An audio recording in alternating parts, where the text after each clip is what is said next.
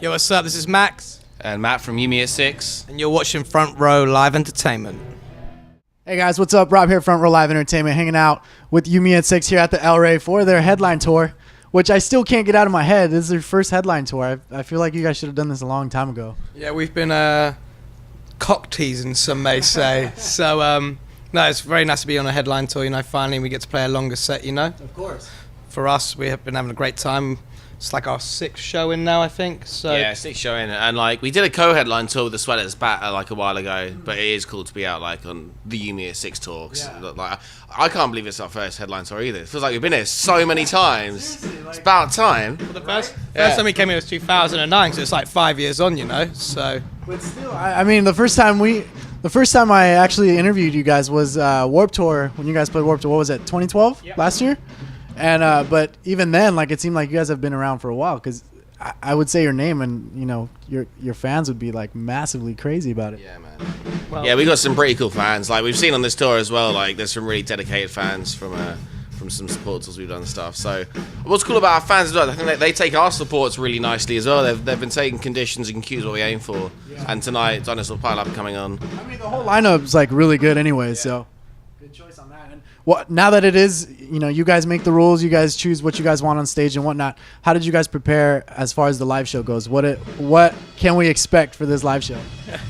well, there really wasn't much preparation from our side. We're like, yeah, well, we can play one new song, because we don't like playing new songs until it's released, so we're playing Live to Lie in the set now.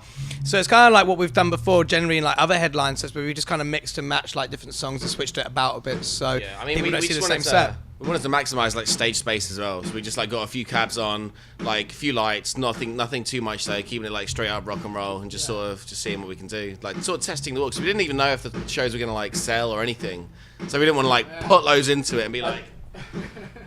I'm sure all of them are sold out, or if not, almost there. Yeah, it's doing really well. It's not all sold out, but for our first headline tour, you know, we were over the moon with it. Awesome. Congrats, guys. And you said you're only playing one new song. Yeah. So you guys are going to pretty much tease your fans till something else is released, right? Yeah, like that's what the Yumi at 6 way. We don't really like playing new songs until people can go and buy it, because if we play it live and somebody records it on the phone, it's the first judgment, you know. And we spend a lot of time working on our new CD, Cavalier Youth, and we want people to hear it in the right way, you know, which is putting it through headphones and listening to yourself. Yeah. And tell me more about the upcoming album. It's still in the process, obviously, but this time around, you guys did something completely different in the recording and everything. Even the way you guys recorded was different, right? Yeah, like well, Cavalier Youth is pretty much finished now. We got the masters back the other day, so we're really stoked on that. And we worked with Neil Avron recording the album, which for us was like one of our #1 producers that we wanted to work with. And the minute we met him, we knew he was the right person for the job, and we all clicked really well.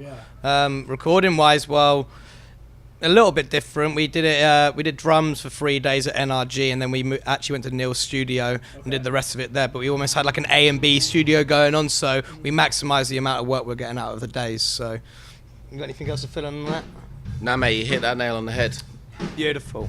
Any interesting things or interesting ways that you guys recorded certain things, like guitars or drums or vocals? Start off with drums. Like we did some drum things. We did like double drum tracks and all that. So there's like layers of drums instead of just being one track straight over the top. Guitar-wise, usual tricks. I just got to play around with loads of fancy pedals and all that. I've got to enjoy myself doing that. That's my world. Matt, bass-wise? Bass-wise, it was pretty simple this time, because we were just going straight DI in, but it sounded great, and like that's the way Neil likes to do it. Vocals, we did some really cool things. We had this little thing called a honeytone, and like you literally plug a microphone straight into it, and then just put that in front of another microphone, like just sing through it, and it comes out really like raspy and sounds really like a cool. megaphone almost, but like a dirty megaphone. Nice. Yeah. So lots of new things. I heard, so I don't know if it's a rumor or it really is true, but something about like recording guitars on a rocking chair in a garden or something like that. No, that was Josh. Josh, we have this one song which is like an interlude. It's really laid back, and Neil was like, "Well, you're not sounding like you're really into this, Josh, at the moment. Why don't you go sit outside on a rocking chair and just get the outside experience?" So that's how he did the vocals for that interlude. Yeah. Oh, so it was vocals, it wasn't guitar. Vocals, yeah. Oh, nice. Yeah. It was super relaxed, I bet. Yeah, it was chilled. We were having lunch and we were just watching him sing. It was like quite cool. Now, you guys always love doing collaborations with other artists, and you guys have done pretty big names already with your previous work. Any plans on collaborations for this record? This time there's actually nobody collaborating with us. We wanted just to make up a straight up Yumi at 6 record that So it's almost like people were like, because how you're saying we've done loads of collaborations before, and people always ask, oh, what's the next move? Were you going to do this? And we were like, well, actually, we just want it to be a You Me at 6 record, you know, and let people enjoy it for just being You Me at 6, because we've never done that before. Every record's had a collaboration, and this is the first record without one. So now that this is a You Me and 6 record, strictly you guys, why didn't you guys call it like a self-titled, for example? Well, we just wanted to make it a bit more interesting. I feel like self-titles are like sort of copping out, just being like, what should we call it? Don't know. Just call it. I guess there was talks of it, but we decided that Cavalier Youth. It actually means carefree youth as well. So like sort of has a meaning behind it. We thought it just worked really well. And Live to Lie has been doing awesome ever since you guys released it. What are the plans for a second single, and how soon can we expect something? Second single's in the pipeline right now. We're looking at maybe doing the video for it when we get back home from this tour, and then hopefully something will be released in November, December time. Can you tell us a little bit about the second single, maybe the title or what it may be about? Can't tell you the title. It's more of a theatrical song. It's not. It's a little bit dirtier. Let's just say. All right. Well, I definitely can't wait to hear that and see that video. Now, speaking of videos, your episodes that you guys have been posting the past year or so, I started watching the spring ones in the States or something like that, and they're super cinematic. Like it looks like you guys should just might as well do like a TV show and just air it every single week. That's the dream, dude. The dream is to have a TV show. Like, I mean, it could work. Fuse, if you want to pick up Fuse, we'd love it, you know. So That would be perfect. yeah, exactly. I think they'll dig it. But I think for us, so like really, like Tom Welch is the guy who does all the video stuff, and we wanted to go with him because one, we really liked how he shot videos. It wasn't just the same old tour thing, you know, over and over again. We liked the fact it had a cinematic style look to it, and it looked a bit more grainier, and it had effect, and we had moments that it was up and down, you know. And by every time we finish a tour, it's almost like you've got like a mini documentary of each one, you know. So we're gonna keep them throughout the whole entire cycle when we keep doing them, you know. And this is for this whole album cycle, or from now on for You Me and 6? Whole album cycle Till we right die. now. Till we die. He's going to document our lives until we get 18, need help going to the toilet. He'll be helping us. Oh man.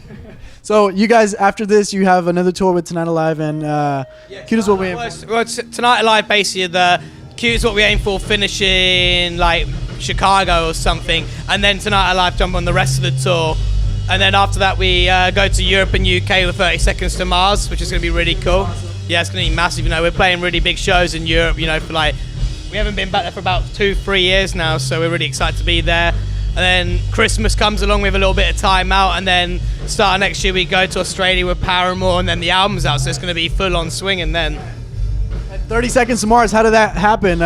You guys have a connection with the guys? Have you guys met the guys before or played with them? We played like one show with them before, and we were meant to play a festival with them, but we had to cancel because due to weather conditions, act of God But apparently. we were at the festival, so we like hung out with them and stuff. Like, we know them pretty well, like, so, and we played with them before in Ireland as well. So we have done a few shows with them, and I think they were just all aware of the band, aware that we could maybe help out the tour as well in the UK and Europe and stuff. So they asked us to do it, and we were like, of course, we'd love to do it. Cool. Well, that's cool. What else is next with you guys as far as music or anything else outside of the touring? Well, obviously the record's done now, so it's the waiting game for us. Yeah. It's sitting on a record. You guys, for us, we're the ones that have to wait for it. For us as well, you know, because it's like even just playing like these shows right now, it's like, God, I want to be playing this new song, I want to be playing that song, and it's like all in time though. But yeah, just concentrate on the record, Cavalier Youth, you know, and just excited for people to actually go and pick it up next year and see why we've been tucked away for about 2 years. Yeah, definitely looking forward to it. I mean, your last record was amazing, so I can only expect better than that. So It's a lot more. It's not as miserable as the last one. Let's just say that. your last record was horrible, actually. Yeah, it was fucking miserable. So I hope this one's a lot better. Yeah, this has got to pick up. Yeah. Well, thanks for hanging out, guys. Appreciate thank it. you very much, Good luck with the rest of the tour, and be sure to catch You Me and 6 on tour if they come your way. If not, get ready for Cavalier Youth coming Next year. next year, maybe January. January, February time, I think. All right, there you